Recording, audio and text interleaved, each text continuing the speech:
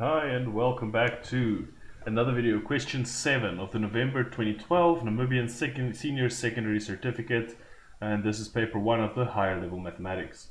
Question 7, so we see we've got lots of little pictures of triangles here, and they tell us to use one of the letters A, B, C, D or F, which are the names of these pictures, to answer the following question.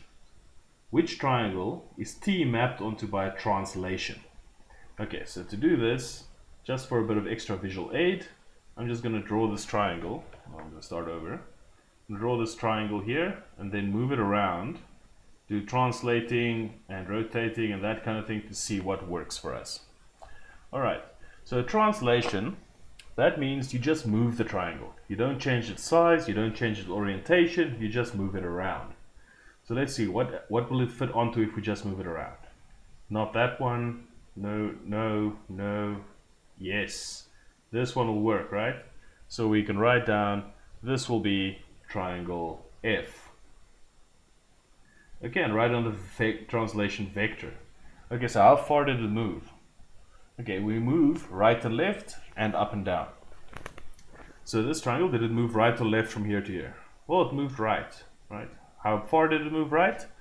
Again, let's just use this one.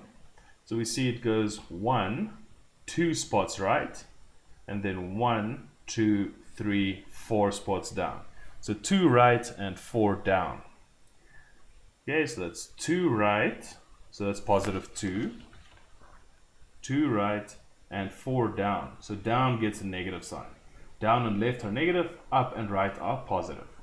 Okay, so that is the translation vector. Now the next question, which triangle is T mapped onto by reflection? By reflection. Okay, so what will be a reflection of this triangle? Well, this one, unfortunately, I don't have anything that can reflect the triangle, but luckily it's pretty easy to see. If we draw a line straight down here, right, we see this is a reflection of that triangle.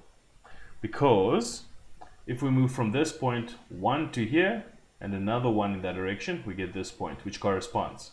From here, we go 1, 2, 3, and then 1, 2, 3. So there's that point that corresponds. And from here, 1, 2, 3, 1, 2, 3, that point corresponds. So that is a reflection. So it's triangle D is a reflection. And the equation of the mirror line, that's the equation of this line. So what is the equation of this line? The equation of that line is x equals 1. All right. So x equals 1 everywhere in this line, so it's x equals 1. And finally, let's actually just erase some of this. The final question says, which triangle is T mapped onto by a rotation? Okay, so let's do a rotation. We select this one again, and now we can rotate it. So first of all, we see there are no funny rotations, only 90-degree versions. So 90, 180, 270 or 360. So let's do 90 degrees this way first. Let's see, does that fit onto any of our other triangles? No. Okay, let's rotate another 90 degrees. Let's see if that works. So no, whoa. No, yes. Okay, so it fits onto triangle E. So it fits onto triangle E, and we have to write down the coordinates of the center of rotation. Okay, so how do we find the center of rotation? This is actually a good question. Let me move that out of the way, and let's draw some lines.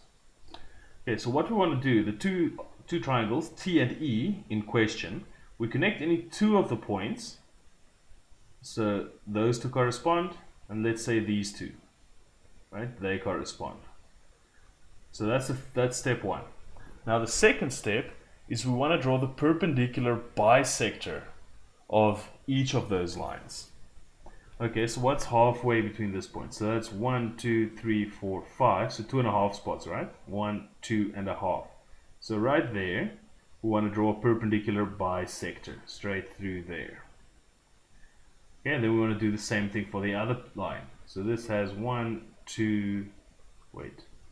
It moves 1, 2, 3, 4 to the left, and 1, 2, 3, 4, 5 down. So 4 left and 5 down, and so that means 2 left and 2.5 down. 1, 2, 2.5. So right there. So we draw a perpendicular bisector straight through there. And now where the two blue lines intersect, that's the center of rotation.